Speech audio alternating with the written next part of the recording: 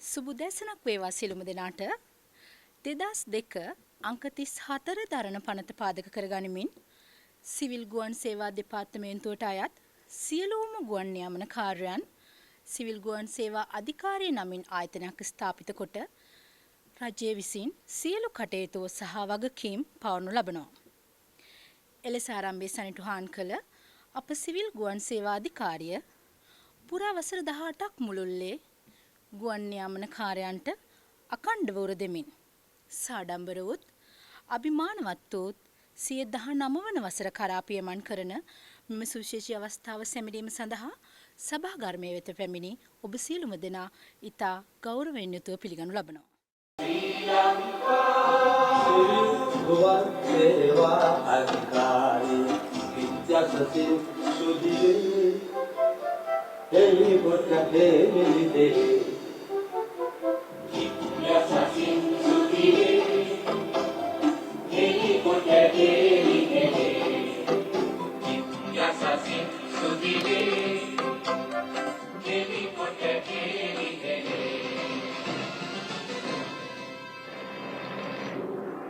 Civil ගුවන් සේවා අධිකාරිය 18 වන සංවත්සරයේ සමරනු ලබන මෙම අවස්ථාවේදී මෙතෙක් පසු කළ සාර්ථක ගමන් මඟ මෙන්ම අධිකාරියේ ඉදිරි කටයුතුද සරප්‍රකාරයෙන් සාර්ථක වේවායි අරමුණු කරගනිමින් සියලු දෙනාම එක්සත්ව එක්සිත් පෙරදරි කරගෙන ගනිමින් පොල්තෙල් පහන්සිල දැල්වීමේ කාර්යයටයි අප ප්‍රවිෂ්ඨ වන්නේ.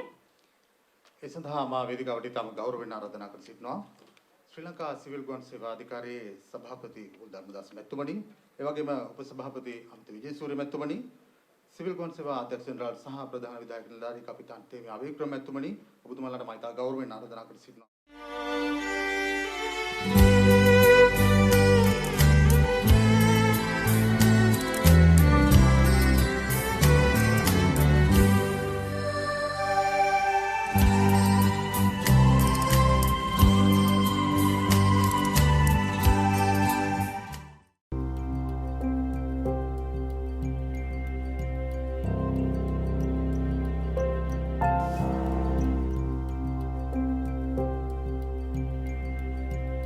ලංකාවේ සිවිල් ගුවන් සේවා කර්මාන්තයට ඇත්තේ දීර්ඝ වූ ඉතිහාසයකි. එනම් මීට වසර 5000කටත් පෙර ඉතිහාසයට අපව රැගෙන යන රාවණා යුගයේ තඬු මුනරය ලොව කාටත් කලින් නුවණින් යන්නට කටයුතු කළ ආකාරය සීගන්වමිනි. අපගේ ගුවන් ඉතිහාසය ලිඛිත සාක්ෂි සමගින් ආරම්භ වන්නේ 1911 වර්ෂයේ බ්‍රවුන් සාණ්ඩුකාරවරයාගේ පාලන සමයේ බ්ලැරියට් වර්ගයේ ගුවන් යානාවක් මෙරටට ගෙන ඒමත් සමගිනි. 1912 වර්ෂයේ මෙරටට පැමිණි ප්‍රංශ ජාතිකයන් දෙදෙනෙකු වන ජෝර්ජ් වර්මින් සහ මාක් පොප් විසින් මෙරට ගුවන් තලයේ සිදු කළ ප්‍රථම ගුවන් පියා සැරිය බවට පත්විය. එම පිපිදීමත් සමගින් මෙරට ගුවන් ගමන්වල සහ ක්‍රියාකාරකම්වල නිරත වීමේ යම් ආශාවක් මිනිසුන් තුළ ජනිත වූ අතර ඒ අනුව කොළඹ පියාසර සංගමය වැනි ඒකක 30 දශකයේ වන විට නිර්මාණය වන්නට විය. 1934 වර්ෂයේදී මෙරට පළමු ගුවන් තොටුපළ ලෙස රත්මලාන මෙහෙයුම් කටයුතු සඳහා විවෘත විය. ගුවන් මෙහෙයුම් සහ ඒ ආශ්‍රිත වින්දනීය ගුවන් ක්‍රියාකාරකම් ක්‍රමිකව 40 දශකයේ පමණ වන විට ජනතාව අතර ප්‍රචලිත වීමත් සමග 1946 වර්ෂයේදී එල්.එස්.බී. පෙරේරා මහතාගේ ප්‍රධානත්වයෙන් සිවිල් ගුවන් සේවා දෙපාර්තමේන්තුව බිහි විය. එහි ප්‍රධාන කාර්යභාරය ලෙස ජාතික ගුවන් සේවයක් ලංකාවට හඳුන්වා දීමට යොහුසුළු වූ අතර එහි ආරම්භයත් සමගින් 1947 වර්ෂයේදී රත්මලාන ගුවන් තොටුපළ සිය පළමු ජාත්‍යන්තර ගුවන් ගමන ආරම්භන්නට විය. නිල වශයෙන් ශ්‍රී ලංකාව සිවිල් ගුවන් සේවා ක්‍රියාකාරකම් වෙනුවෙන් පිවිසෙනුයේ ලංකාව නිදහස් රාජ්‍යයක් බවට පත්වීමෙන් අනතුරුවයි. ඒ 1948 වසරේ ජූනි මාස පළමුවන දින චිකාගෝ සම්මුතියට අත්සන් තැබීමෙන් සහ ජාත්‍යන්තර සිවිල් ගුවන් සේවා සංවිධානයේ සමාජිකත්වය ලබා ගැනීමත් සමගිනි. ගුවන් සේවා නියාමනය වෙනුවෙන් 1950 ගුවන් සංතරණ පනත මෙන්ම 1955 පනතද මනා පිටිවහලක් වන්නට විය. ඒ යටතේ ගුවන් ගමන්, ගුවන් තොටුපළ, ගගනනාවික සේවා, ගුවන් යානා භූමි මෙහෙයුම් ඇතුළු අංශ ගණනාවක් පැවරී තිබුණේ ගුවන් සේවා දෙපාර්තමේන්තුව වෙතයි. 1970 දශකය වන විට ජාත්‍යන්තර වශයෙන් කර්මාන්තයේ ඇතිව තිබූ ප්‍රබෝධයට සමගාමීව මෙරට ගුවන් සේවා කර්මාන්තයේද පිබිදීමකට ලක්වෙමින් ගුවන් ක්‍රියාකාරකම් ක්‍රමිකව ඉහළට යන්නට වූ කාල පරිච්ඡේදයකි. එයට සමගාමීව සිවිල් ගුවන් සේවා දෙපාර්තමේන්තුවද සිය විෂය පතය වැඩි දියුණු කරගන්නා ලදී. 1997 වසර මෙරට සිවිල් ගුවන් සේවාවේ ගුවන් මග වෙනස් කළ වසරයි.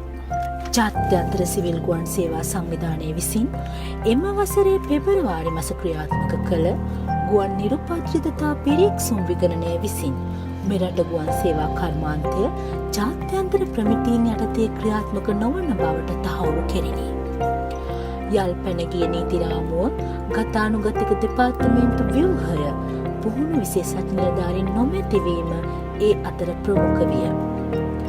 එම නියාමනයන් ප්‍රකාරව 2002 අංක 34 දරන පනතින් සිවිල් ගුවන් සේවා දෙපාර්තමේන්තුවේ කටයුතු ශ්‍රී ලංකා සිවිල් ගුවන් සේවා අධිකාරිය නමින් ආයතනයක් ස්ථාපිත කර සියලු ගුවන් සේවා නියාමනකාරයන් ඒ වෙත පැවරීමට රජය කටයුතු කළේය.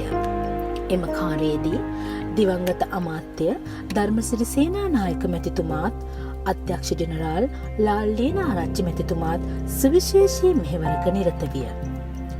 ප්‍රථම සිවිල් ගුවන් සේවා අධ්‍යක්ෂ ජෙනරාල් බවට පත්වන්නේ HMC නිමල්සිරි මහතායි.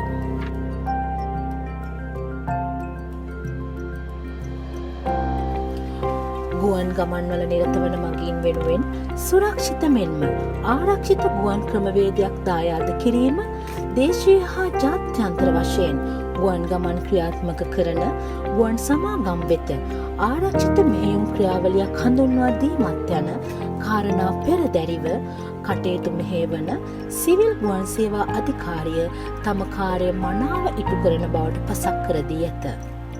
2010 වසරේ ක්‍රියාත්මක වූ ගුවන් නිරුපද්‍රිතතා විගණනයෙන් සහ 2012 සුරක්ෂිතතා විගණනයෙන් ලද ප්‍රතිඵල එයට සාක්ෂි සපයයි.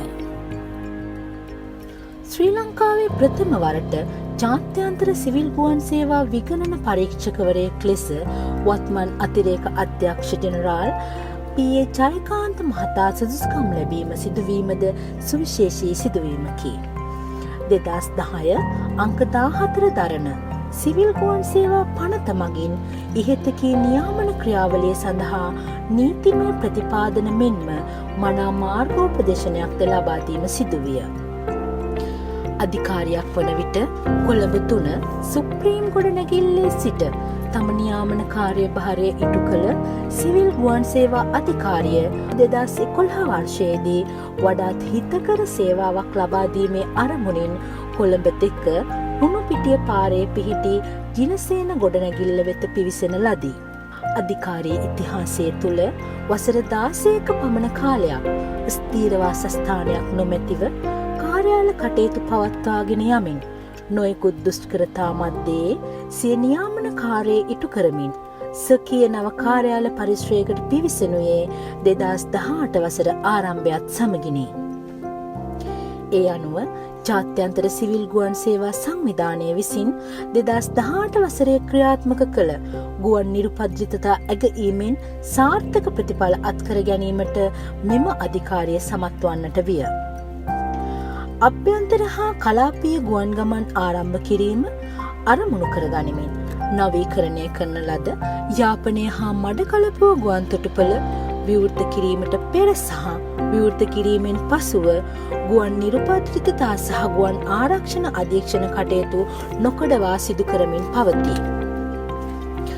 2020 වසර කොරෝනා වෛරසයේ ව්‍යාප්තියට සමගාමීව ශ්‍රී ලංකාව වෙත පැමිණෙන සහ ඉන් පිටත් වන ගුවන් ගමන් වාර අත්හිටුවීම වෙනුවෙන් ක්‍රියාත්මක වීම ජනාධිපති කාර්ය සාධක බලකායේ පාර්ශවකාර ආයතනයක් ලෙස කටයුතු කිරීම ගුවන් තොටුපළ මෙහෙයුම්, ගුවන් යානා මෙහෙයුම්, සෞඛ්‍ය ආරක්ෂණ වැඩසටහන් ක්‍රියාත්මක වන ආකාරය, ආරක්ෂණ තත්ත්වය පිළිබඳ නිරන්තර අධීක්ෂණකාරයෙහි නිරත වීම වැනි සුවිශේෂී කාර්යභාරයන් රැසක් සඳහා සිවිල් ගුවන් සේවාවේ නියාමන ආයතනය වශයෙන් ශ්‍රී ලංකා සිවිල් ගුවන් සේවා අධිකාරිය තම සේවාදායකත්වය නොමදව ලබා දෙමින් කටයුතු පවත්වාගෙන යයි.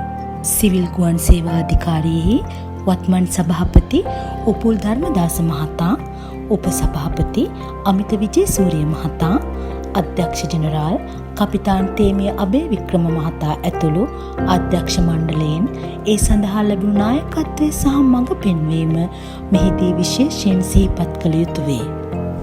එදා මෙදා තුර ලෝක ඉතිහාසය තුළ සිවිල් ගුවන් සේවාව මුහුණ නොදුන් ආකාරයේ අභියෝග රැසකට මුහුණ දෙමින් ජාත්‍යන්තර සිවිල් ගුවන් සේවාව රැක ගැනීම සඳහා වත්මන් සිවිල් ගුවන් සේවා අධිකාරියෙහි සමස්ත නිලධාරීන් දරන ප්‍රයත්නය යම් දිනක අභිමානවත් මතකයන් අතරට නොඅනුමානව එක්වන බැව් 18 වන සැමරුම අභියසදී මෙලෙස සිහිපත් කරමු.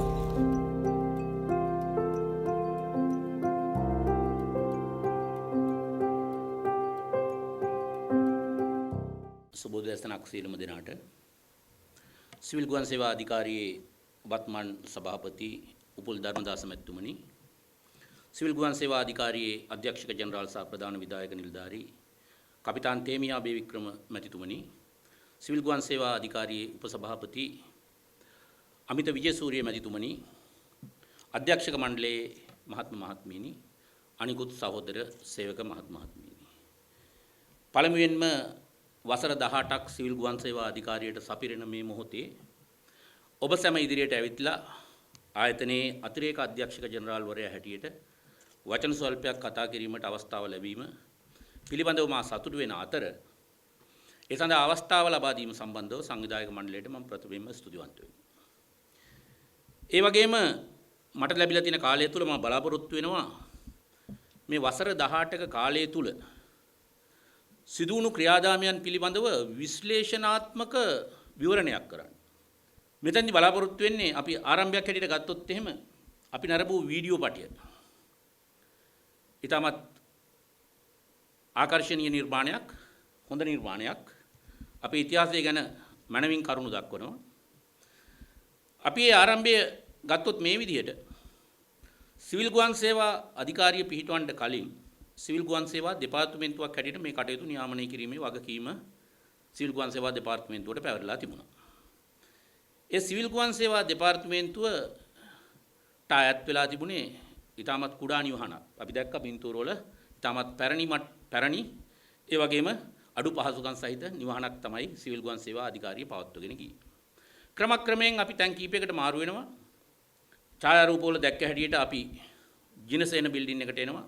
ඊට කලින් කොළඹ 3 සුප්‍රීම බිල්ඩින් එකේ ඉන්නවා. ඒ හැම තැනකම යම් යම් අඩුපාඩුකම් තියෙනවා. අපට අවශ්‍ය දේශන ශාලා තිබුණ නැහැ. අපට අවශ්‍ය පන්ති කාමර පහසුකම් තිබුණ නැහැ. අපේ සේවක පිරිස් වලට නිදහසේ වැඩ කිරීමට කාර්ය පරිශ්‍රය තිබුණ නැහැ. ඒ නිසා අපිට පුළුවන් වෙනවා අපේම කියලා මේ වගේ බිල්ඩින් එකකට ඇවිල්ලා සේවකෙන්ට නිදහසේ වැඩ කරන්න පුළුවන්. අපට අවශ්‍ය පන්ති කාමර තියෙන, අපට අවශ්‍ය දේශන ශාලා තියෙන, ඒ වගේ නවීන අංගයන්ගෙන් යුක්තව මෙවන් ශ්‍රවණාගාරයක් තියෙන ස්ථානයකට පැමිණෙන්න. මම හිතනවා විශාල වර්ධනයක්, ශීඝ්‍ර දියුණුවක්, ඒක හොඳ තත්ත්වයක්. ඒ වගේම අපේ සේවක සංඛ්‍යාව ගත්තාම අපි දන්නවා 1997 අර කතා කරපු විගණනය වෙන අවස්ථාවේ සිවිල් ගුවන් සේවා දෙපාර්තමේන්තුවේ සිවිල් ගුවන් සේවා කටයුතු නියාමනය කරන්න හිටිය නිලධාරීන් දෙන්නයි. අනිත් සියලුම කට්ටිය අනිකුත් ආයතන වලින් අනුයුක්ත කරපු පිරිසක් හිටියේ. මේ ක්‍රමක්‍රමයෙන් වැඩි වෙනවා. 2000 වෙනකොට 21ක් බවට පත් වෙනවා. 2002 සිවිල් ගුවන් සේවා අධිකාරි පනත යටතේ 125 දක්වා වැඩි වෙනවා. ඉන්පසුව 2015 කරන ප්‍රතිව්‍යුහගත කරණයත් එක්කලා 185ක් දක්වා මේ කණ්ඩායම නැත්නම් අපේ සේවක පිරිස වැඩි වෙනවා. එතකොට සංඛ්‍යාත්මක වැඩිවීමක් තියෙනවා. ඒ වගේම අපි ගත්තාම අපි දැක්ක මේ පින්තූර රාම තුලින් ප්‍රධාන විගණන දෙකකට මෑතකදී ලක් වෙනවා. ඒ ප්‍රධාන විගණන දෙකේදී 2010 පළවෙනි විගණනයේ ප්‍රත් වෙනවා නිරුපතිතාව පිළිබඳව. ඒ විගණනයේදී අංශ 8ක් සම්බන්ධව ක්‍රිටිකල් එලිමන්ට් 8ක් යටතේ විගණනය කරනවා. ප්‍රධාන අංශ 8 ගත්තොත් එහෙම ලෙජිස්ලේෂන් සම්බන්ධව විගණනය වෙනවා. ඕගනයිසේෂන් එක කොයි වගේද කියලා ඉවරලා විගණනය වෙනවා. පර්සනල් ලයිසන්සින් අංශයේ කොයි ආකාරයකටද වැඩ කටයුතු කරන්න කියලා විගණනය වෙනවා. එයාවර්දිනස් සෙක්ෂන් එක ගුවන් යෝග්‍යතා සෙක්ෂන් එක කොයි ආකාරයකටද කියලා විගණනය වෙනවා. ඒ වගේම මෙහෙයුම් කටයුතු කරන ඔපරේෂන් සෙක්ෂන් එක කොහොමද කියලා විගණනය වෙනවා. එයා නැවිගේෂන් සර්විසස් කොහොමද කියලා විගණනය වෙනවා. එරෝඩ්‍රෝම් සෙක්ෂන් එක කොහොමද කියලා විගණනය වෙනවා. ඇක්සිඩන්ට් ඇන්ඩ් ඉන්වෙස්ටිගේෂන් සෙක්ෂන් එක කොහොමද කියලා විගණනය වෙනවා. මේ විගණනය වීම අපි කියනවා ක්‍රිටිකල් එලිමන්ට්ස් කියලා අංශ 8ක් යටතේ විගණනය වෙනවා. එදී බලනවා අපේ ලීගල් ෆ්‍රේම්වර්ක් එක කොහොමද කියලා ඉවරලා අපිට හොඳ නීති රාමුවක් තියනවද කියලා. ඊට පස්සේ බලනවා අපිට ඒ සඳහා අවශ්‍ය රෙගුලාසි එහෙම නැත්නම් ප්‍රොසීඩියර්ස් හරියට තියනවද කියලා ඉවරලා. ඊට පස්සේ ඒ සඳහා අවශ්‍ය සේවක මණ්ඩල ඕගනයිසේෂන් එක කොහොමද කියලා බලනවා. ඊළඟට බලනවා අපිට දක්ෂ කාර්ය මණ්ඩලයක් ඉන්නවද ඒ කට්ටියට පුහුණු වීම තියනවද කියලා. ඒ සමගම බලනවා ඒගොල්ලන් ඉන්ඩස්ට්‍රි එකට නැත්නම් ගුවන් කර්මාන්තයට අවශ්‍ය ගයිඩන්ස් මැටීරියල්ස් නැත්නම් ඒ අවශ්‍ය ප්‍රොසීඩියර්ස් එහෙම නැත්නම් අනිකුත් උපදෙස් ඒ ආකාරයට දීලා තියෙනවද කියලා. ඊට පස්සේ අපේ ඒ ඇප්‍රූවල් දෙන ඒ සර්ටිෆිකේට් දෙන ප්‍රොසීඩියර්ස් බලනවා. ඊට පස්සේ අපේ සර්වයිලන්ස් ඇක්ටිවිටීස් කොහොමද කියලා බලනවා. සර්වයිලන්ස් ඇක්ටිවිටීස් වලින් කිසියම් ප්‍රශ්නයක් වුණොත් ඒවා निराකරණ ආකාරය එහෙම නැත්නම් එන්ෆෝස්මන්ට් ඇක්ෂන් කොහොමද කියලා බලනවා. ඔය ආකාර 8 ගැන 2010 විගණනයක් වෙනවා ජාත්‍යන්තර සිවිල් ගුවන් සේවා සංවිධානයේ අපිට පුළුවන් වෙනවා හොඳ ප්‍රතිඵල ලබා ගන්න. එය ප්‍රතිශතයක් හැටියට ගත්තොත් 87ක් පමණ. ඒ ප්‍රතිඵල හොඳයි. ඊට පස්සේ නැවත විගණනයක් එන්නේ 2018. ඒ විගණනයේදී අර මා කියපු කලින් අංශ 8න් එරෝඩ්‍රෝම් සහ ඇක්සිඩන්ට් ඉන්වෙස්ටිගේෂන් නැතුව අනිකුත් අංශ 6 විගණනයට ලක් වෙනවා. ඒ විගණනයේ ප්‍රතිඵල ගත්තාම 88ක ප්‍රමාණයට යනවා.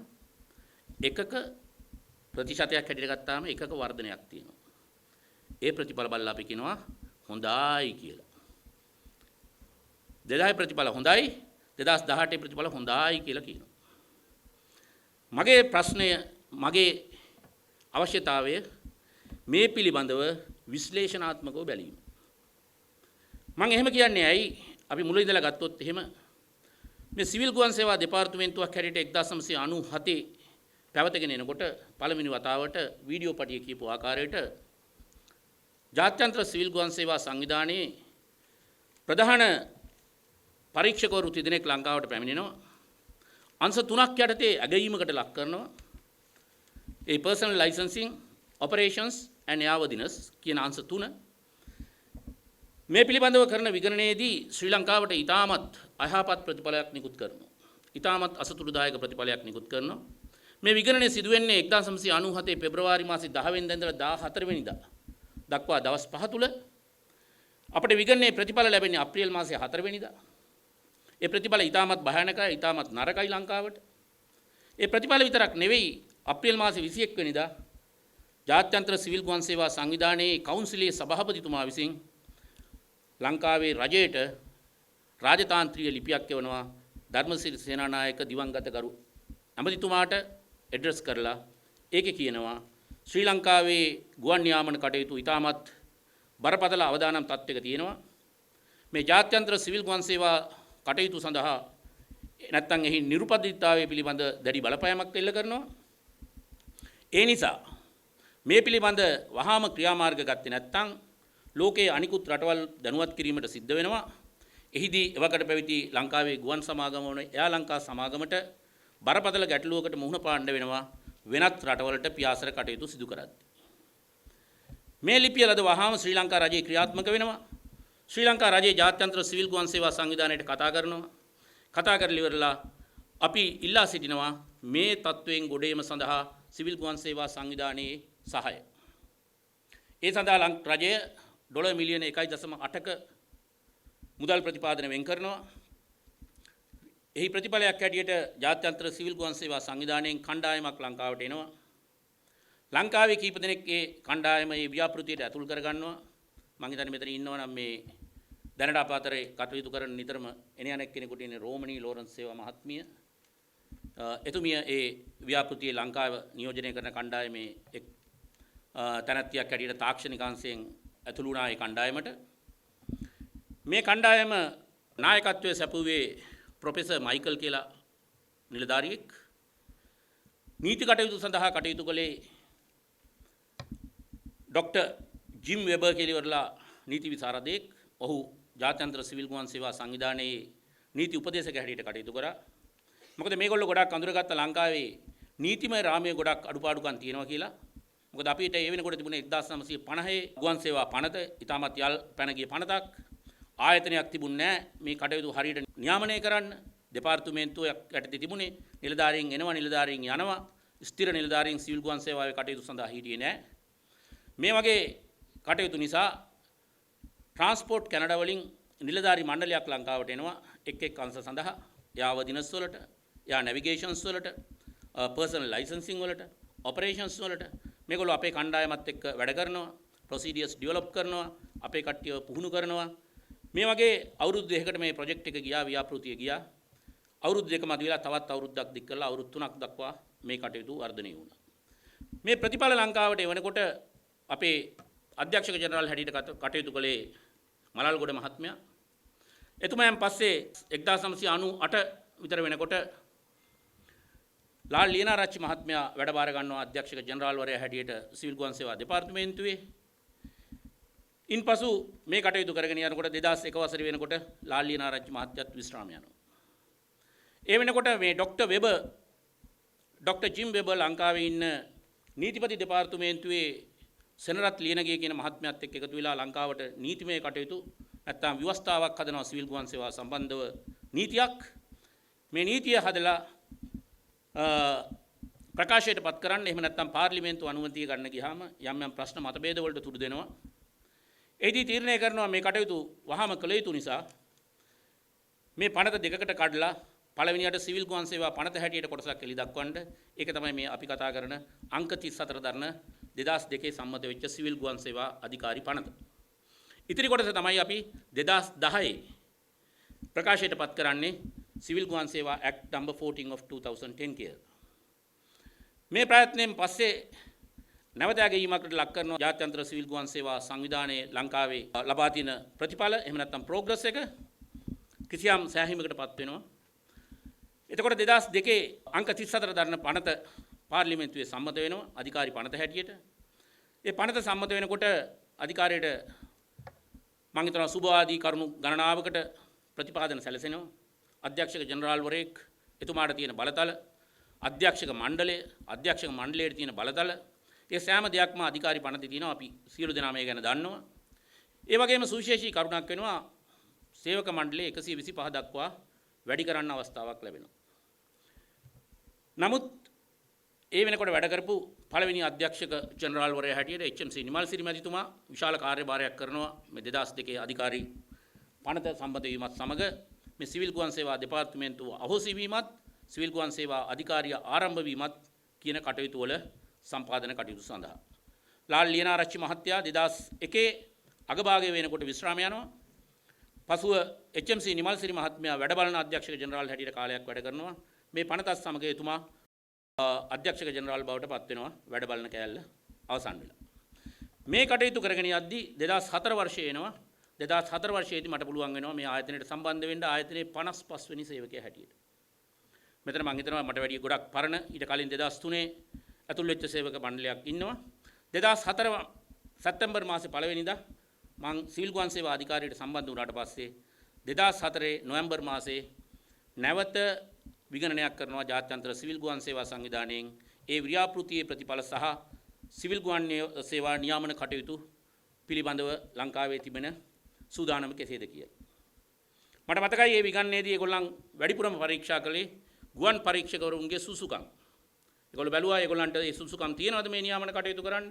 ඒගොල්ලන්ට ඒ අවශ්‍ය පුහුණු වීම සඳහා ඒ පුහුණු වීම වලට පහසුකම් තියෙනවද? පුහුණු වීම ලබා දීලා තියෙනවද? ඒගොල්ලන්ට මේ රාජකාරිය කරන්න කම්පිටන්ට් තියෙනවද කියලා. ඒ ප්‍රතිඵල පිළිබඳව යම් දුරකට ජාත්‍යන්තර සිවිල් ගුවන් සේවා සංවිධානයේ සතුටටපත් වෙනවා.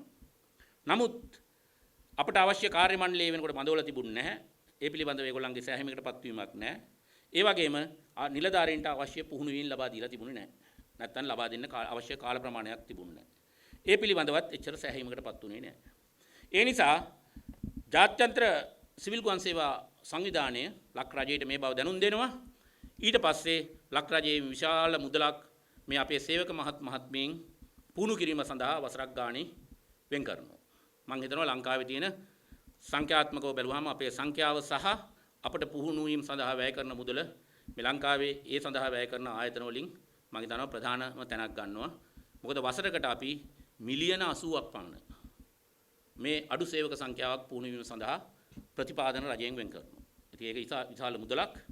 ඒ සඳහා අපි කොයි ආකාරයට කටයුතු කරනවද කියන එක ගැන අපිට දෙවරක් හිතන්න වෙනවා.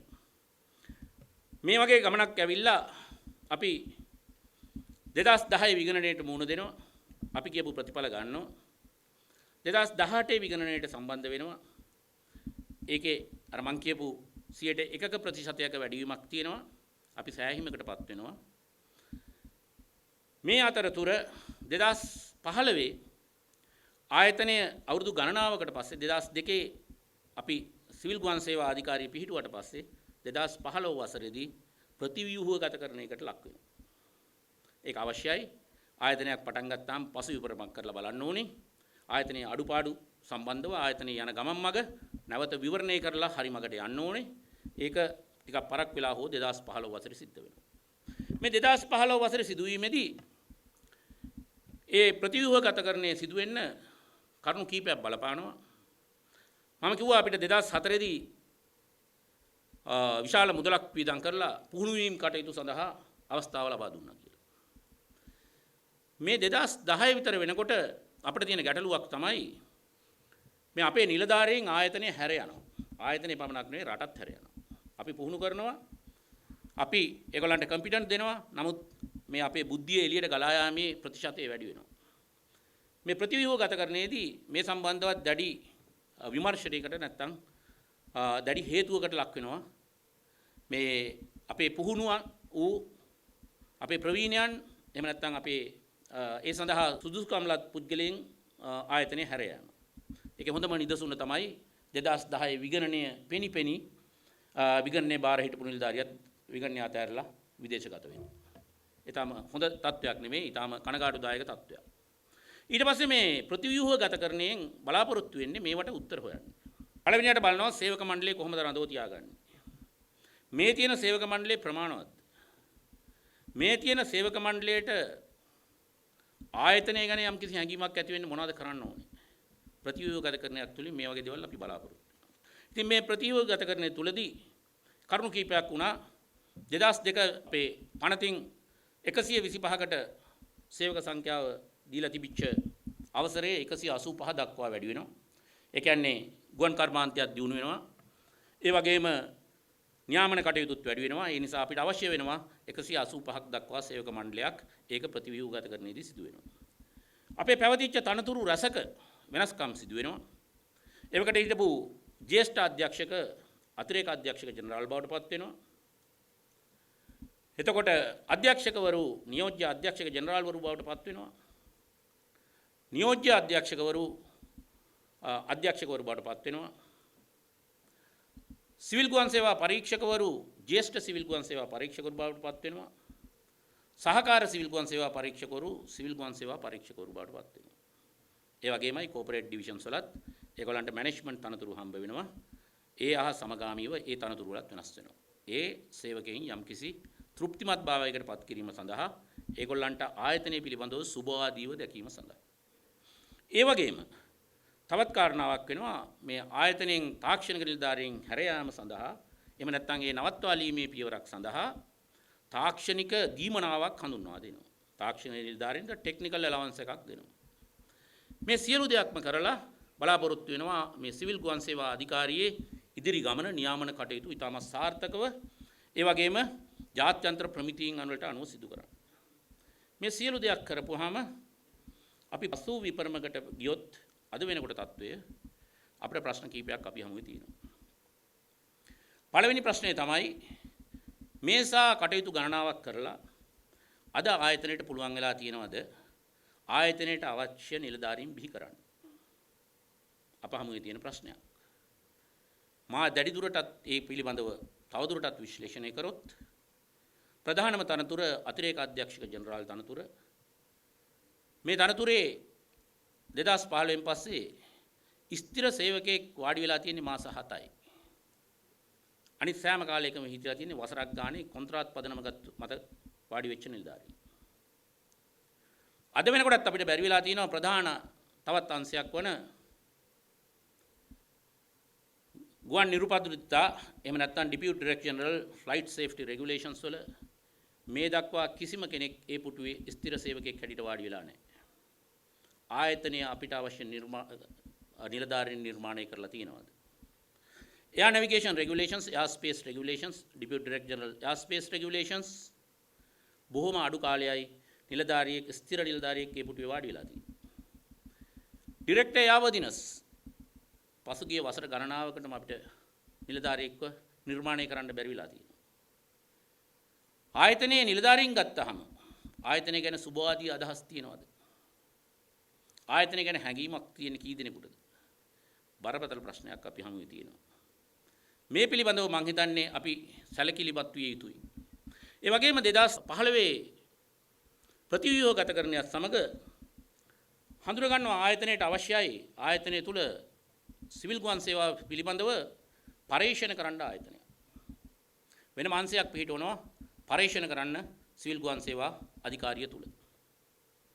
2015යි අද 2020යි අපි පරීක්ෂණ කීයක් කරලා තියෙනවද? ඒ පරීක්ෂණ වල ප්‍රතිඵල මොනවද? ඒ පරීක්ෂණ වල ප්‍රතිඵල සිවිල් ගුවන් සේවා කර්මාන්තයේ ඉදිරි අනාගතය සඳහා යොදා ගන්න අපි කොච්චර ක්‍රියා කරලා තියෙනවද? අපේ ආයතනයේ අපේ අධ්‍යක්ෂක මණ්ඩලයේ ප්‍රධාන වගකීමක් අපි රජයට උපදෙස් දෙන්න ඕනේ. අපේ සිවිල් ගුවන් සේවා කර්මාන්තයේ යා යුතු මඟ පිළිබඳව. ඒ උපදෙස් දෙන්න මේ පරීක්ෂණ තුලින් අපිට කොච්චර දුරට හැකියාව ලැබිලා තියෙනවද? අපි හැමදෙනාම වැඩ කරන අපේ කෝපරේට් ප්ලෑන් එකට මේ කටයුතු ඇතුළත් කරලා තියෙනවද? මේ පිළිබඳව අපි මම හිතන්නේ මීට වඩා සැලකිලිමත් වෙන්න ඕනේ, බරපතල විදිහට හිතන්න ඕනේ. ඒ කටයුතු කිරීම තුලින් පමණයි අපිට ඉදිරියට යන්න පුළුවන් කියන එකයි මගේ විශ්වාසය. ඉතින් ඒ නිසා මේ අවස්ථාව අපේ අවුරුදු 18ක් ගත වෙන තැනවත් අපි මේ පිළිබඳව හිතමු, කණ්ඩායමක් හැටියට හිතමු. මේ පිළිබඳව ඉදිරියට ගත යුතු ක්‍රියාමාර්ග පිළිබඳව එකතු වෙලා තීරණ ගමු. අධ්‍යක්ෂක මණ්ඩලයට සහාය වෙමු. ඉදිරි ගමන එතකොට අපිට පුළුවන් ඉතාමත් සුබදායී විදියට සිවිල් ගුවන් සේවා අධිකාරිය අනාගතයේ සලස්වන්න. අපිට අද වෙනකොට පත් වෙලා තියෙන්නේ 13 වෙනි අධ්‍යක්ෂක මණ්ඩලය. වීඩියෝ පටයේ පෙන්න විදියට පළවෙනි අධ්‍යක්ෂක මණ්ඩලයේ සභාපතිත්වයේ දරන්නේ හිටපු නීතිපතිවරයෙක් වන සිබ්ලි අසීස් මැතිතුමා. ඊට පසුව මේ පහුගිය අධ්‍යක්ෂක මණ්ඩල 13 ගුවන් හමුදාපතිවරු දෙදෙනෙක් හිටියා. යුද හමුදාපතිවරයෙක් හිටියා. හිටපු නීතිපතිවරු හිටියා. විගණකාධිපතිවරු හිටියා. ඒ වගේම රාජ්‍ය පරිපාලන නිලධාරීන් හිටියා. ඒගොල්ලෝ ප්‍රවීණයෝ, ඒගොල්ලෝ දක්ෂයෝ, ඒගොල්ලෝ සුවිශේෂී සේවාවක් සිවිල් ගුවන් සේවාවට කරා. ඒ පිළිබඳ අවසක්සේරුවක් නැහැ. නමුත් වර්තමානයේ අපිට 13 වෙනි අධ්‍යක්ෂක මණ්ඩලය පත් වෙලා තියෙනවා. අද මේ 13 වෙනි අධ්‍යක්ෂක මණ්ඩලය දිහා බැලුවොත් අපේ ගරු සභාපතිතුමා එතුමා සිවිල් ගුවන් සේවා කර්මාන්තය තුල වැඩ කරපු පුද්ගලෙක්. එතුමාට ඒ අධ්‍යක්ීම් තියෙනවා. ඒ වගේම වසර ගණනාවක් තිස්සේ සිවිල් ගුවන් සේවා කර්මාන්තයට අදාළ යම් යම් අංශවල ප්‍රවීණත්වයක් ලැබපු ඒ සුවිශේෂී අධ්‍යක්ීම් රසක් තියෙන පුද්ගලෙක්. ඒ ඔක්කොටමත් වැඩිය වැඩ කරන්න කැමති නිලධාරියෙක්. මට මතකයි එතුමාගේ පළවෙනි කතාවේදී කිව්වා මම ලෑස්ති පැය 16ක් වැඩ කරන්න කියලා. රජයෙන් අපිට පැය 8යි දීලා තියෙන වැඩ කරන්න. එතුමා 16ක් වැඩ කරන්න කැමතිලු. ඉතින් ඒ වගේ සභාපතිවරයෙක් අපිට ලැබිලා මේ ඉදිරි ගමනට ආශිර්වාදයක් වීම මම හිතනවා අපිට ලොකු වාග්යක් කියලා. ඒ වගේම අපේ අධ්‍යක්ෂක ජෙනරාල්තුමා ගත්තාම එතුමාට හසල අධ්‍යක්ීම් තියෙනවා. අවුරුදු 30 ගානක ගුවන් නියමුවෙක් හැටියට, ගුවන් උපදේශකවරයෙක් හැටියට, ගුවන් පරීක්ෂකවරයෙක් හැටියට, ගුවන් නියමු පරීක්ෂකවරයෙක් හැටියට, ඒ වගේම දෙස් විදෙස් වල කළමනාකරන තනතුරු ගණනාවක් දරලා ඒ අධ්‍යක්ීම් සමූහයක් එක්ක සිවිල් ගුවන් සේවා අධිකාරියේ අධ්‍යක්ෂක මණ්ඩලයට ඇතුළත් වෙනවා. මම හිතනවා ඒකත් අපිට මේ අවස්ථාවේ ඉතාමත් සුදුසු අධ්‍යක්ෂක මණ්ඩලයක්, ඒ වගේම පරිපූර්ණ අධ්‍යක්ෂක මණ්ඩලයක් ඇතිවීම සඳහා හේතු වාසනා වෙනවා කියන එක. ඒ වගේම අපේ උපසභාපතිතුමා විශේෂයෙන්ම අගය කරන්න ඕනේ මේ දක්වා අධ්‍යක්ෂක මණ්ඩල 12ක හිටපු උපසභාපතිවරු මෙහි වැඩ කරේ නැහැ. ආයතනය තුල හිටියේ නැහැ. එතුමලාට මේ ආයතනය තුළ කාර්යාලයක් තිබුණේ නැහැ. ඒගොල්ලෝ අධ්‍යක්ෂක මණ්ඩල රැස්වීම වලට පමණයි ආවේ. නමුත් අපේ උපසභාපතිතුමා එතුමා දවස ගානේ වැඩට එනවා. අපේ අධ්‍යක්ෂක ජෙනරාල්තුමාටත් අපේ සභාපතිතුමාටත් විශාල හයියක්. අධ්‍යක්ෂක මණ්ඩලයේ 3 දෙනෙක් ඉන්නවා. අපිට සාකච්ඡා කරන්න පුළුවන්. අපිට තීරණ ගන්න පුළුවන්. ඊටමත් පහසු වෙනවා. ඊටමත් කැපවීමෙන් එතුමා දිනපතා වැඩට ඇවිල්ලා අපේ සභාපතිතුමාටත් ඒ වගේම අධ්‍යක්ෂක ජෙනරාල්තුමාටත් දෙන සහයෝගය ඊටමත් ඉහළ තත්ත්වයක් තියෙනවා. මම ඒකත් මේ අවස්ථාවේදී අගය කරනවා. ඒ වගේම එතුමාටත් හසල අත්දැකීම් තියෙනවා. එතුමත් ජාතික ගුවන් සේවයේ වසර ගණනාවක් සේවය කරලා ඊටමත් විශිෂ්ට සේවයක් අනිකුත් ආයතන සමග සම්බන්ධ වෙලා ජාතික ගුවන් සේවයට ලොකු කර්තව්‍යයක් කරපු නිලධාරියෙක්. ඒ නිසා ඒ අත්දැකීමුත් අපිට භාවිතා කරලා අපේ ඉදිරි ගමන් මඟ සකස් කරන්න මම හිතනවා පුළුවන් වෙයි කියලා. ඉතින් මේ අවස්ථාවේදී මේ අධ්‍යක්ෂක මණ්ඩලය මේ පිළිබඳව කතා කරලා මේ පිළිබඳව පසුවිපරමක් කරලා බැලුවා මේ ප්‍රතිව්‍යුහගත කරන්නේදී යම් යම් කොටස් වලට ඒ නිසි අගයීම හම්බ වෙලා තියෙනවද කියලා. මා ඉස්සෙල්ලා ප්‍රකාශ කර පරිදි මේ විධායක නිලධාරීන්ට පමණයි මේ වගේ අගයීමකට ලක් වෙලා තිබුණේ. මේ තනතුරු නාම වෙනස් වෙලා තිබුණේ. ඒ නිසා අධ්‍යක්ෂක මණ්ඩලය තීරණය කරා මට උපදෙස් දුන්නා ඒ සඳහා කිසියම් ක්‍රමවේදයක් හදලා අපේ පහළ නැත්තම් විධායක ශ්‍රේණියේ නොවන නිලධාරීන් අගයීමකට ලක් කරන්න කියලා ඒ කටයුතු කිරීමටත් මේ 18 වෙනි සංවස්තර අවස්ථාව අපි යොදාගෙන තියෙනවා. ඉතින් එතෙන්දී අපි බලාපොරොත්තු වෙනවා මෙතෙක් මා දන්නවා සමහර සිවිල් ගුවන් සේවා නිලධාරීන් ආයතනයට බැඳෙනවා සිවිල් ගුවන් සේවා නිලධාරීන් හැටියට විශ්‍රාම යන්නේ සිවිල් ගුවන් සේවා නිලධාරීන් හැටියට. කාර්ය සහායක මහතුනුත් ඒ විදිහටමයි රියදුරු මහතුනුත් ඒ විදිහටමයි. අද ඉඳලා ඒගොල්ලන්ට තවත් ස්ටෙප් එකක් උඩට තියන්න පුළුවන්. ඔයගොල්ලෝ ජ්‍යෙෂ්ඨ ගුවන් නිලධාරීන් වෙනවා. ඒ වගේම ජ්‍යෙෂ්ඨ රියදුරු මහතුරු වෙනවා. ජ්‍යෙෂ්ඨ කාර්ය සහායක මහතුරු බවට පත්වීමේ අවස්ථාව ඔයගොල්ලන්ට ලැබිලා තියෙනවා. ඒ වගේම අධ්‍යක්ෂක මණ්ඩලය මේ වෙනකොට තීරණය කරලා තියෙනවා මේ අපෙන් ඇතුළෙන් නායකත්වයට අපේ පුරප්පාඩු වලට අවශ්‍ය කණ්ඩායම් බඳවා ගන්න නැත්නම් අවශ්‍ය තනතුරු වලට නිලධාරීන් බඳව ගන්න. ඒ සඳහා පළමු පියවර හැටියට මෙවර අපි පුරප්පාඩු ගැසට් කිරීමේදී නැත්නම් ප්‍රසිද්ධ කිරීමේදී පළමුවෙන්ම ආයතනයේ කට්ටියට ප්‍රමුඛත්වයක් දීලා ඒ තනතුරු පුරවන්න අදහස් කරලා තියෙනවා තීරණය කරලා තියෙනවා. ඒ වගේම සුබ සාධන පැත්තෙන් ගත්තාම ඕගොල්ලන් ගෙදර ඉන්න කාලේ මේ කොවිඩ් වසංගතයේ කාලේ මම හිතනවා පළවෙනි වතාවට සේවකයන්ගේ ඉල්ලීමකින් තොරව අධ්‍යක්ෂක මණ්ඩලය තීරණය කරනවා ඔබලට රුපියල් 50000ක ණය මුදලක් ඇටියට ඒ අවස්ථාවේ ලබා දෙන්න. මම හිතනවා ඒවා විශිෂ්ට තීරණ අධ්‍යක්ෂක මණ්ඩලය ගත්තු.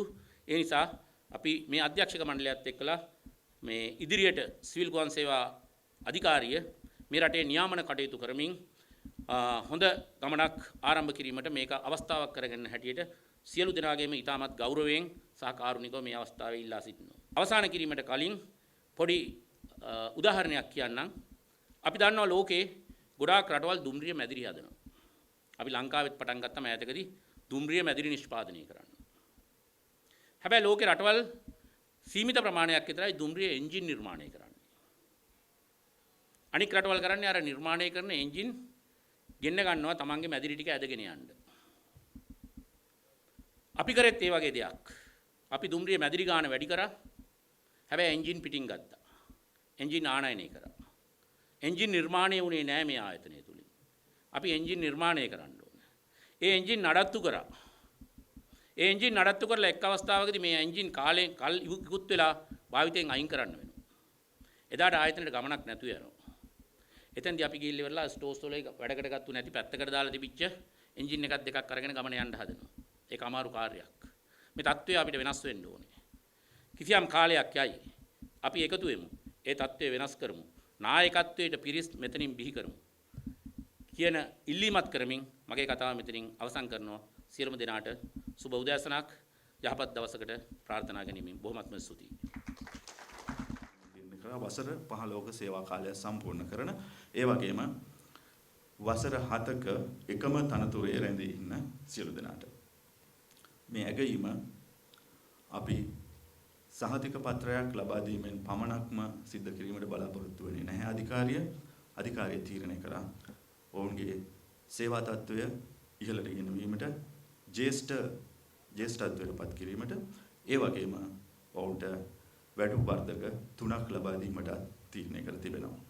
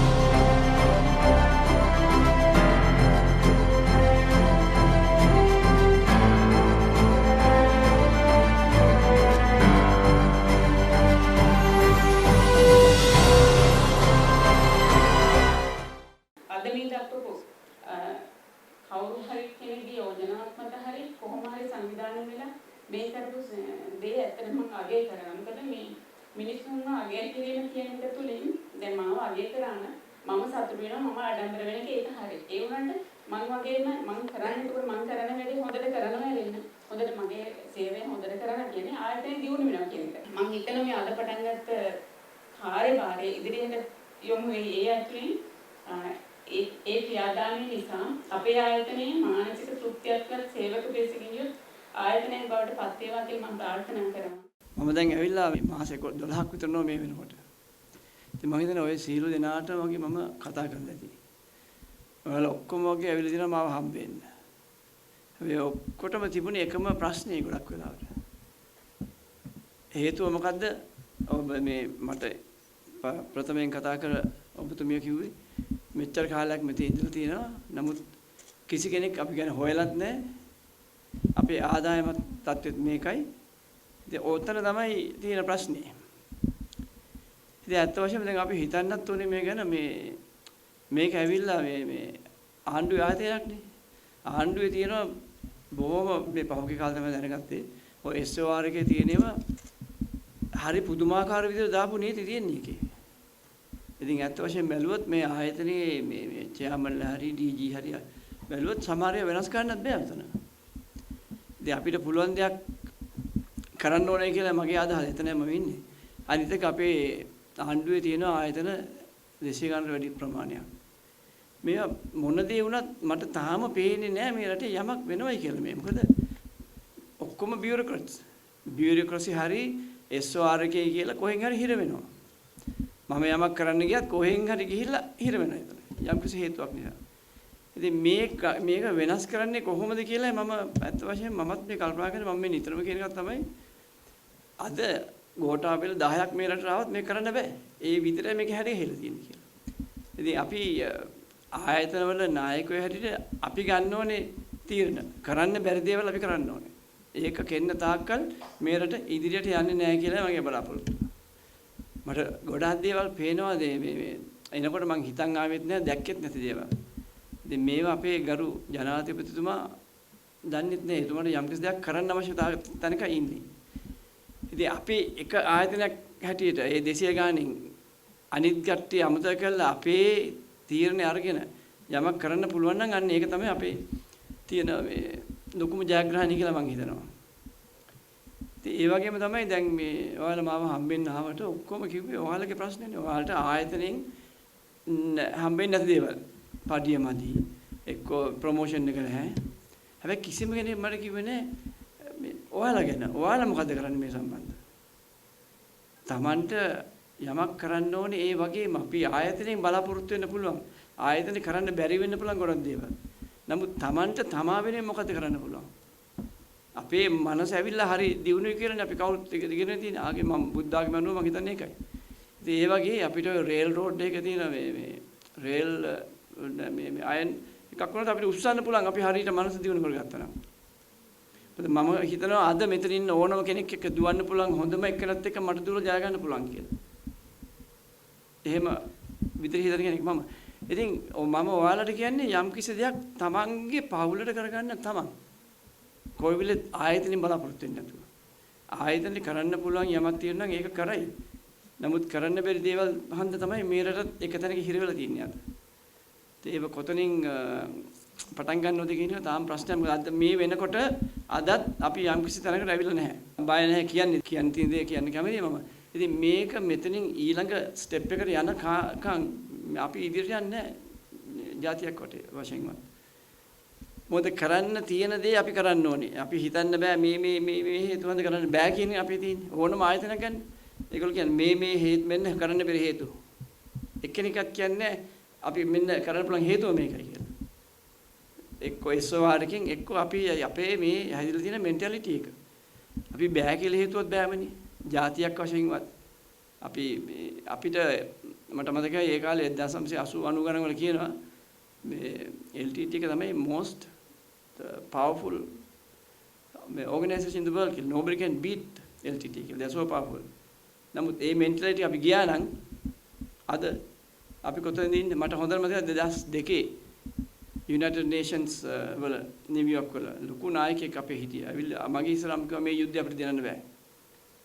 බෑ කිව්වොත් බෑනේ ඉතින්. නෑ කිව්වොත් නෑ. ඔය concept එකකින් ගියොත් අපි කවදාවත් ආයතනයක් වශයෙන්වත් රටක් වශයෙන්වත් ඉදිරියට යන්නේ නෑ යන්න බෑ.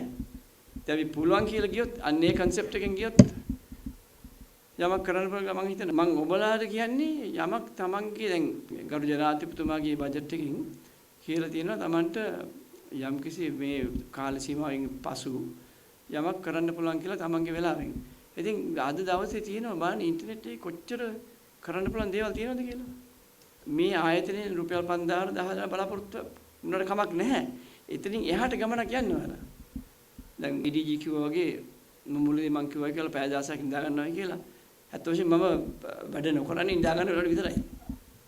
පැය 17ක් මම තාම වැඩ කරනවා. මේ ඉතින් ඒ වගේ Tamanට කරන්න පුළුවන් ගොඩාක් දේවල් Tamanගේ ජීවිතේ තියෙනවා. Tamanගේ පවුල ගැන හිතලා දැන් ඔයාලට අවුරුදු 30 නම් Taman කල්පනා කරන්න එපා මෙන්න අවුරුදු 30ට ආයතනෙ මට මෙච්චර ලැබෙනවා මෙච්චර ඉන්ක්‍රිමන්ට් එකක් ලැබෙනවා මෙච්චර ඇලවන්ස් එකක් ඒක තියාගන්න බෝනස් එකක් හැටියට. Tamanගේ මොලේ පාවිච්චි කරලා යමක් කරන්න කියලා මම කියන්නේ. දැන් අපි ඩ්‍රයිවර් ගත්තත් එලවන වෙලේ ඒගොල්ලෝ මෙතන ඇවිල්ලා පැය 7ක් නිකන් ඉන්නවනේ. ඒ වෙලේ යමක් ඉගෙන ගන්න තමන්. අඩු වශයෙන් පත්‍රයක් හරි කියලා යමක් ඉගෙන ගන්න. දැන් ඔයාලා මාව ඇවිල්ලා හම්බ වෙන ඔය ප්‍රශ්න වලට අනිත් පාර මං අහන්නේ වලගෙන් තමන්ට මොකද්ද කරගෙන තියෙන්නේ කියලා. මොකද ජීවිතේ ලෝකයේ කිසිම කෙනෙක් අනුන්ට කරන්නේ නැහැ ඉස්සෙල්ලා. ඉතින් එහෙම කරනවා නම් තමන්ට කරොත් තමයි අනිත් කට්ටිය තමන්ට උදව් වෙන්නේ. මෙහෙම නැත්තම් ඒක තමයි concept එක ඉතින්. ඒ වගේ තමන් ලොකුවට හිතුවොත් අර අපේ කතාවක් තියෙනවනේ if you aim the skies you will at least end up on top of a tree කියලා. ඉතින් ඒ වගේ හැරි තමන් ලොකු දර්ශනයක් තිබ්බොත් තමන්ට ඒකෙන් 25%ක්වත් 30%ක්වත් ලබා ගන්න පුළුවන් කියලා මම හිතනවා. මොකද තමන් ඔයාලා ගොඩක් යම් කට්ටිය ඉන්නේ ඒගොල්ලන්ට හුඟක් දේවල් ඉදිරියට තමන්ගේ පවුලට තමන් දාගන්න ප්‍රෝග්‍රෑම් එකක් අවුරුදු 30 කට්ටිය මම අවුරුදු 30 මම මෙතන ඉන්නේ. මම මේක කරනවා මේ තව ව්‍යාපාර හරි මොන හරි දෙයක් තමන්ට මේ පැය 8 ගියාට පස්සේ මම දන්නවා ට්‍රාන්ස්පෝර්ට් එක වල අමාරුයි. නමුත් අද ට්‍රාන්ස්පෝර්ට් යන අතර හරි වගේ Wi-Fi වලින් යමක් කරන්න පුළුවන්. එක්ක ඉගෙන ගන්න එහෙම. අඩු වශයෙන් ගෙදර තියෙන පරණ බිත්තියක් හරි කඩලා හදන්න අර්ථයි. මම කියන්නේ යමන් ඔයාලට කරන්න පුළුවන් බලය තියෙනවා, පවර් එක තියෙනවා කියලා. ඒ පවර් එක යූස් කරන්න ළමන්ගේ පවුල වෙනින් සදාකාලික නැත්තම් අපි හැමදාම එකතන ඉන්නේ. අපි කියන්නේ මොකද එකතන ඉඳගෙන මට මේක ලැබුණේ අරක ලැබුණේ අර කොනේ මේක කොනේ. ඒක සමහර මේ අනුන්ගෙන් බලාපොරොත්තු වෙන්න එපා. ආයතන වලින් බලාපොරොත්තු වෙන්න කමන්නේ නැහැ. ඉතින් ඉන්ක්‍රිමන්ට් ප්‍රොමෝෂන් ඒ වල සමහර අසාධාරණ දේවල් වෙනවා. වෙලා තියෙනවා ඔය ඉදිරියටත් වෙනවා. ආණ්ඩුවේ ආයතන හරි අමාරුයි මේ හදන්න මොකද ඔය SOR අනම්මන් තියෙන තාක්කල් රටක් හදන්න බෑ. ඉතින් මේ ඔක්කොම බිහිවෙලා තියෙන්නේ ආණ්ඩුවේ ආයතන හැටියට. ආණ්ඩුව වෙන රටවල මේ ඔක්කොම ගොඩක් ඒවා ප්‍රයිවට්. එතකොට ඉෆෙක්ටිව්නස් එක හරි හයි. දැන් ඔයාලා මම දන්නවා මෙතන ඔයාලා ඇවිල්ලා කරන වැඩ පැයටක් කිව්වට වැඩ කෙරෙන්නේ නැහැ. ඔයාලගේ පැයටක මම දන්නවා කියලා. ඒ කියන්නේ ඔයාලට ප්‍රයිවට් සෙක්ටර් එකේ හරි අමාරුයි වැඩ කරන්න. දැන් ඒ වගේ වෙලාවට ඒක හැදිලා තින්නේ මොකද? මේ ඔක්කොම මම ආණ්ඩුවකට බ්ලේම් කරනවත් කාටවත් ඒ සම්බන්ධව මේ බ්ලේම් කරන්නේ නැහැ. නමුත් මම කියන්නේ මේක හැදිලා තින්නේ මේ ක්‍රමයට. ඒ ක්‍රමයට හැදුනම ආයතන වැඩ කිරීමේ 100ට ඉෆෙක්ටිව්නස් එක 140ක් විතර අඩුයි. ඉතින් කොහොමද මේක ගන්න? ඒක ගන්න අපි ප්‍රොමෝට් කරන්න ඕනේ. ආයතනයක් වශයෙන් අපි ඔයාලා ප්‍රොමෝට් කළා, enthusiasm build කළා. ඒ වගේ අපි කරන්න ඕනේ. ඒක කරන්න පුළුවන් අපිට welfare committee එකෙන් ඒ වගේ යම් කිසි දෙයක් අප කරන්න පුළුවන්. ඒ වගේම මම කියන්නේ තමන්ට කරන්න ඕනේ ඉස්සෙල්ලා. ඔබ සියලු දෙනාම අද හිතා ගන්න මම මට කරගන්නවා කියලා ඉස්සලා. මට කරගන්නවා කියන්නේ මේකයි. අඩු වශයෙන් ඉන්ටර්නෙට් එකේ කියලා කියවන්නේ යමක් ඉගෙන ගන්න. මොකද තව අවුරුදු 30ක් යනකොටත් ඔයාලගේ බලාපොරොත්තු මෙතන ඉඳලා මෙතන ඉඳන් රිටයර් වෙන්න නම් මගේ සිටුේෂන් එක මම කියන්නේ ඒක හරි නෑ. ඒක බොහොම මට අහන්න දුකයි වගේ දෙයක්. යම් කිසි දෙයක් ඉගෙන ගත්තොත් ඔයාලට මෙතනින් හරි උඩට එන්න පුළුවන්. එහෙම නැත්නම් තව තැනක හරි ප්‍රයිවට් සෙක්ටර් එකේ හරි අපි කතා තියෙන්නේ ocean is the limit කියලා. The sky is the limit.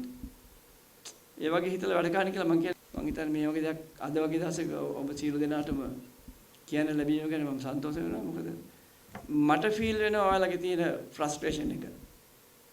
A frustration එක බිල්ඩ් අප් වෙන්නේ ඒක අපිට මේ රට මුලින්ම ආපු තැන ඉඳලා දැන් ඒක වෙනස් කරන්න හරි අමාරුයි.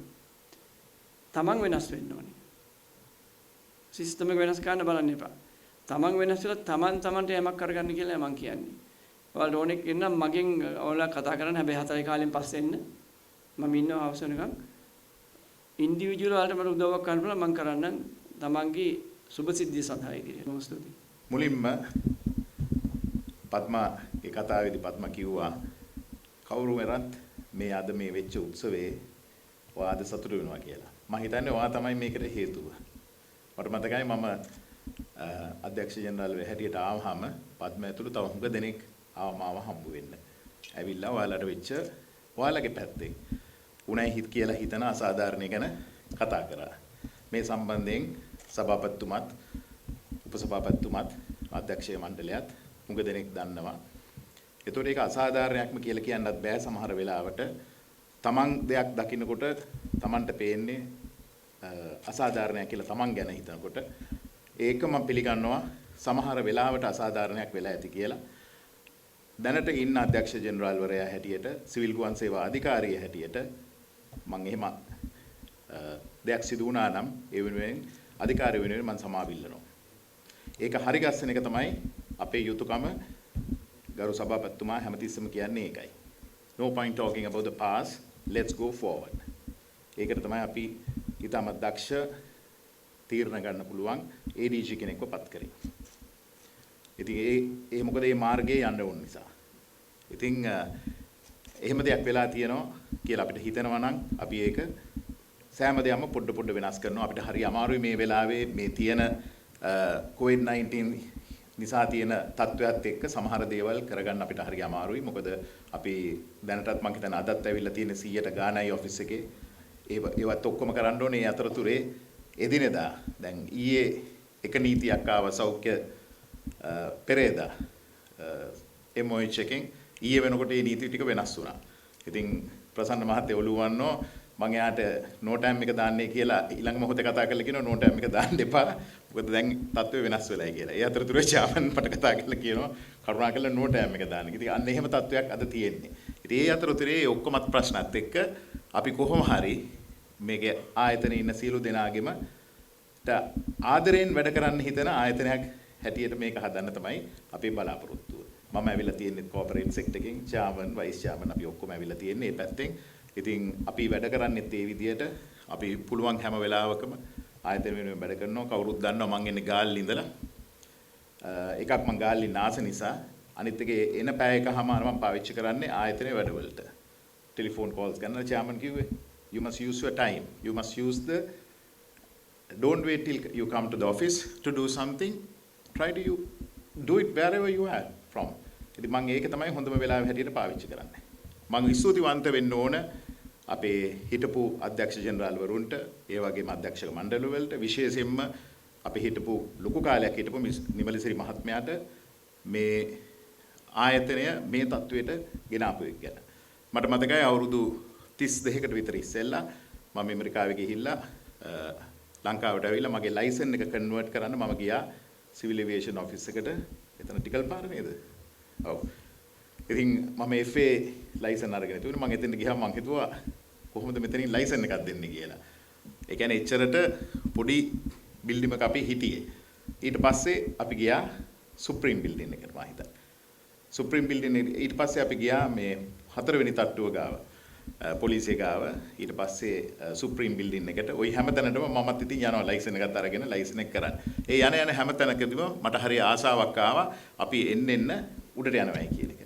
ඊළඟට මම පිටරට ගිහිල්ලා ඉඳලා ලංකාවට ආපු වෙලාවක පිටරට වැඩ කළා ජිනසේන බිල්ඩින් එකට ගිහිල්ලා තිබුණා. ඉතින් එතෙන්ට ගියාම මට පුදුම ආඩම්බරයක් ආවා. මොකද මම ඒ වෙනකොට ඉන්දියාවේ හිටියේ. දිල්ලියේ තියෙන සෆ්‍රජාන් එයාපෝට් එක ගාව ඉන්දියන් DGC ඔෆිස් එක.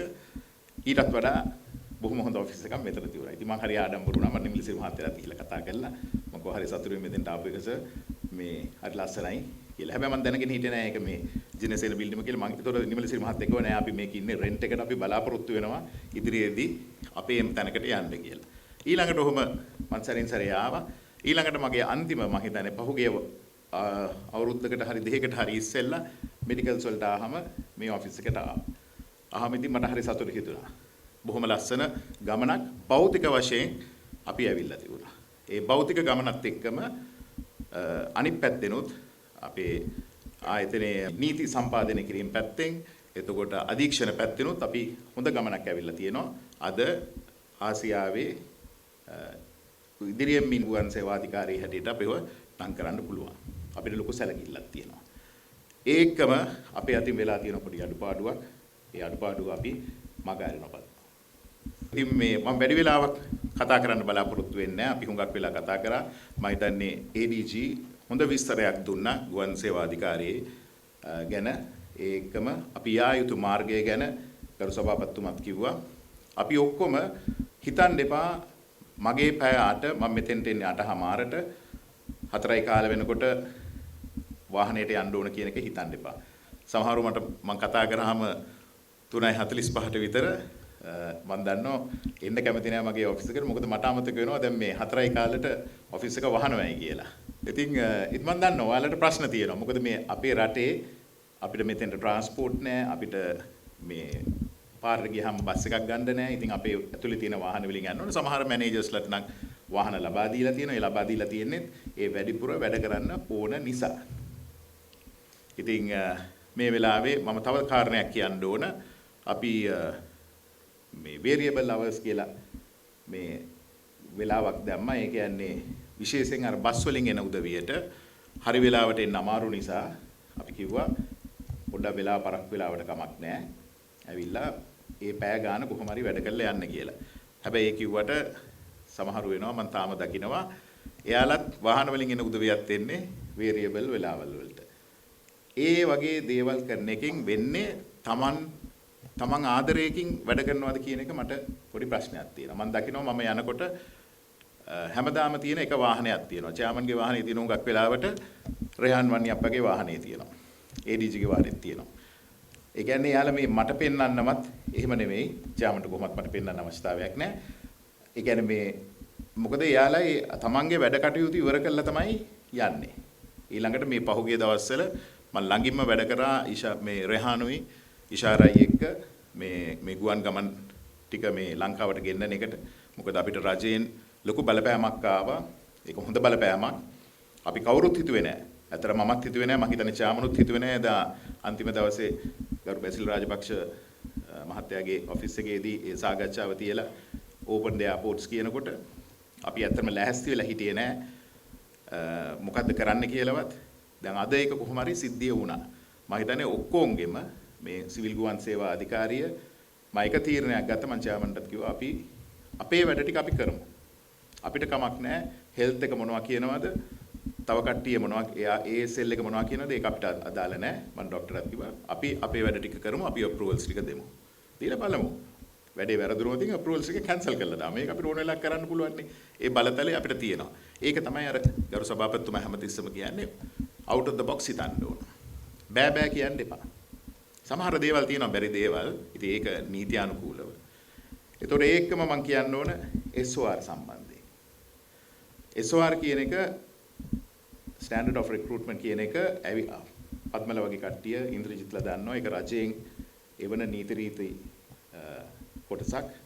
විශේෂයෙන් මම හිතන්නේ 2015න් පස්සේ තමයි යෝග ලොකුවට වෙලා තියෙන්නේ. අපි ඒක හරියට නොදැන අපේ ආයතනයට ගැළපෙන විදියට නොදැන ඒ විදියටම කරන්න ගියාම තමයි අපිට මේ ප්‍රශ්න ඇති වෙලා තියෙන්නේ. දැන් ඒකට ADG මේ දවස්වල අලුත් පටිපාටියක් හදාගෙන යනවා. අපි දිගින් දිගටම DMS එකත් එක්ක Department of Management Service එකත් එක්ක කතා කරගෙන යනවා, තර්ක කරනවා. අපේ ලේකම්තුමා හරහා ගුවන් සේවා ලේකම්තුමා හරහා මේ අපිට අවශ්‍ය විදියට ඒක වෙනස් කරන්න. මොකද මේ ආයතනයයි එළිය තියෙන වෙන රජයේ ආයතනය අතරේ ලොකු වෙනසක් තියෙනවා. මෙතන ඉන්න ඉන්ස්පෙක්ටර්ස්ලා ඒ ආයතනවල නැහැ. එහෙම නැත්නම් මෙතන ඉන්න සබ්ජෙක්ට් එක්ස්පර්ට්ස්ලා වෙන ආයතනවල නැහැ එහෙම කට්ටිය. ඉතින් ඒවයි කරන දේ මෙතන කරන්න අපි සුදුසුකම් සෙව්වහම සමහර විට අර පද්ම කියපු ප්‍රශ්නෙට අපිට මූණ දෙන්න වෙනවා. සමහර විට මට මේ ආයතනයේ අවුරුදු 10ක් වැඩ කරපු කෙනෙක්ගේ තියෙන දැනීම PhD එකක් කරලා ආවත් ඒක දැනගන්න බෑ. මම දැනගෙන තියෙන්නේ මගේ සබ්ජෙක්ට් එක ගැන මම අවුරුදු 30ක් තිස්සේ කරපු එක කර්තව්‍ය හින්දා. තනිකර එක්ස්පීරියන්ස් එකක්. පයිලට් කෙනෙක් හැටියට ගිහිල්ලා ඉන්ස්ට්‍රක්ටර් කෙනෙක් වෙලා ඉන්ස්පෙක්ටර් කෙනෙක් වෙලා මේ රටේ විතරක් නෙමෙයි වෙන රටවල් වලත් ඒකම මැනේජ්මන්ට් ජොබ් කළා. ඒ කියන්නේ කළමනාකාරය කළා. ඒ ලබාගත්තු දේවල්. ඉතින් අපි බලාපොරොත්තු වෙනවා දැන් අපි ඇඩ්වර්ටයිස්මන්ට් එකක් දානවා සමහර විට ඩිග්‍රී එකක් ඕන කියලා. ඉතින් මේක ඇතුලේ ඉන්න පුළුවන් කෙනෙක් මම නාමිකව කියන්නේ මට හොඳට පේනවා මූණු. එයාලගේ එක්ස්පීරියන්ස් එක හිතන්නත් බෑ. ඒක මැච් කරන්න බෑ යුනිවර්සිටි එකකින් ගන්න එක්ස්පීරියන්ස් මේ සර්ටිෆිකේට් එකක් එක්ක. මම හිතන්නේ යුනිවර්සිටි එකේ උගන්වන මම මේ බොහොම ආදරෙන් කියන්නේ ඒවට මේ පහත් කරන්න කියනව නෙමෙයි යුනිවර්සිටි එකේ උගන්වන ප්‍රොෆෙසර් කෙනෙකුටවත් එයාලා දන්නේ පොතේ දැනුම. පොතේ තියෙනවා 1 2 එකතු කරාම 3යි කියලා. හැබැයි ඒක කරපු මිනිස්සයා තමයි දන්නේ ඒක කොහොමද වෙන්නේ කියලා විශේෂයෙන් ඔයාලා වගේ ගණන් හදපු කට්ටිය. ප්‍රැක්ටිකල් ඇස්පෙක්ට් එක කරන්න පුළුවන්ද මේවා කියන. ඉතින් ඒ එක්ස්පර්ටයිස් අපි ගාව තියෙනවා. මේ රියදුරු මහතුරු ගාව තියෙනවා. අපේ කාර්ය සහායකින් ගාව තියෙනවා. මගේ ඔෆිස් එකේ ඉන්න උපුල්. උපුල් අනිවාර්යෙන් මට වඩා දේවල් දන්නවා. අවුරුදු කීයක් ඉඳලා තියෙනවද මෙතන? සමහර විට උපුල්ට ඒවියේෂන් කියන නොලෙජ් එක නැතුණාට දේවල් චක්‍රලේඛන ගැන. ඉන්ද්‍රජිත් ගෙන් ඇහුවොත් ඕන චක්‍රලේඛනයක් කියනවා. ඒක හින්දා තමයි ඉන්ද්‍රජිත් මම ළඟට ගත්තේ. ඉතින් ඒ වගේ ඒ අත්දැකීම් අපි අගය කරන්න ඕන. අගය කළා ඉස්සරහදී අපි හදන්න ඕන අපේ රික්‍රූට්මන්ට් ප්‍රොමෝෂන්ස් ඒ අනුකූලව. ඒකෙන් හින්දා තමයි ADG හරියට කිව්වා තීරණය වුණේ අපි අපේ අධ්‍යක්ෂක මණ්ඩලය දාලා තීරණය කරා ඇතුලේ ඉන්න කට්ටියට ඉස්සෙල්ලා ජොබ්ස් ටික. මොකද ඇතුලෙන් අපිට ගන්න පුළුවන් නම් කවුරු හරි කෙනෙක් එයාලව අපි ගන්නවා. ඒකම චාමන් කිව්වා තව දෙයක් තමන් මහන්සිත් වෙන්න ඕන. තමන් මේකට ඇවිල්ලා සිවිල් ගුවන් සේවා අධිකාරියට ඇවිල්ලා පත් වෙලා හරි අවුරුදු 10ක් ගියාම මගේ ප්‍රොමෝෂන් එක එනවා කියලා ඉන්නේ නැතුව ඒකට අදාළ තමන්ට ඉගෙන ගන්න දෙයක් තියෙනවා නම් මෙතන ආයතනෙන් හරි ආයතනයේ ADG කිව්වා ලක්ෂ මිලියන් 80ක් නේද? මිලියන් 80ක් අපි වේදම් කරනවා දල වශයෙන් අවුරුද්දකට. එක කෝසස් වලට. දැන් සමහර කෝසස් මේ කරා කියලා මට හොඳට පෙන්ලා තියෙනවා ඒවෙන් කිසි තේරුමක් නැහැ. සමහරවිට පිට තියෙන්න පුළුවන් ඊට වඩා හොඳ ඒවා. දැන් මට අද තියෙන ලොකුම ප්‍රශ්නයක් මට මෙතනින් කවුරු හරි කෙනෙක් ගන්න ඕන මගේ එක්සිකියුටිව් සෙක්‍රටරි හැටියට මට කෙනෙක් නැහැ. එක්සිකියුටිව් සෙක්‍රටරි වෙන්න කවුරුත් ඒකට ටාගට් කරගෙන වැඩ කළත් නැහැ. මොකද ඒකේ රික්‍රූට්මන්ට් එකේ හැටි මේ වේකන්සි එකේ තියෙන ක්වොලිෆිකේෂන්ස් වලට තියෙනවා එක්තරා සුදුසුකම් වගේක්. ඒ සුදුසුකම් ටික ගන්න මහන්සිලා නැහැ කවුරුත්. ඉතින් හිතන් ඉන්නවා අවුරුදු 10ක් හිටියාම ඒක ලැබෙයි කියලා. ලැබෙන්න පුළුවන්. හැබැයි ඉතින් අරකට තියෙනවනේ. අපි ඒකත් මීට් කරන්න ඕනේ රික්වයර්මන්ට් එක. ඉතින් ඒක කොටස තියෙන්නේ තමන්ගේ අතේ. ඒක තමයි චාමන් කිව්වේ තමනුත් මහන්සි වෙන්න ඕන. නැත්නම් ආයතනෙම මේක කරනවයි කියලා බලාගෙන ඉන්න හොඳ නැහැ.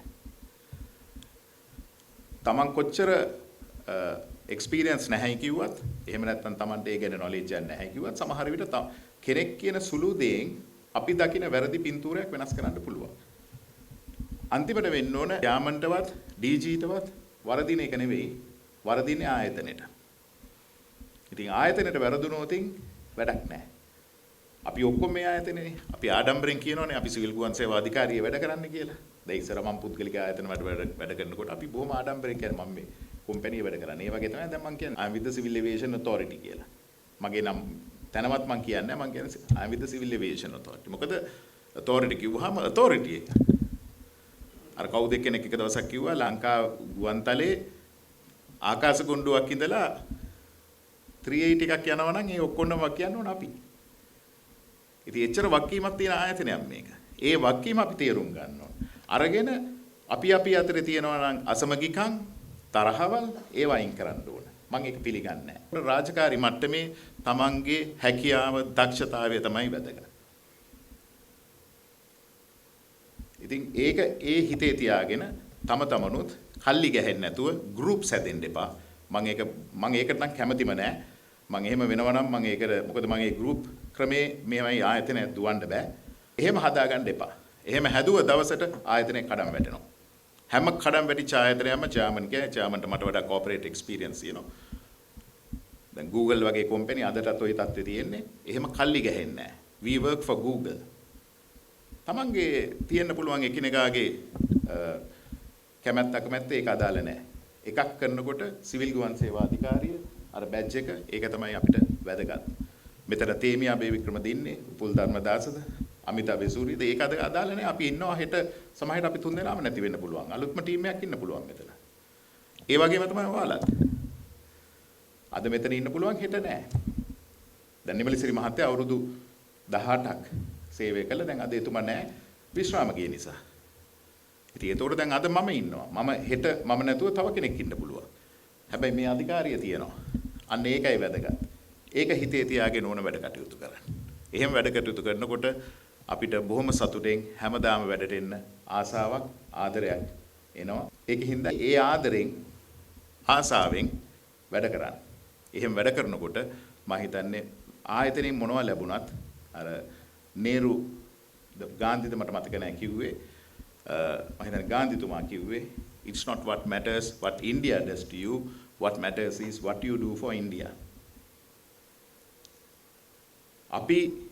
අපිට වෙන දේ නෙමෙයි අපි බලන්න ඕන අපෙන් මොනවද වෙන්න ඕන. ඒ කොටස සම්පූර්ණ වුණාද කියලා.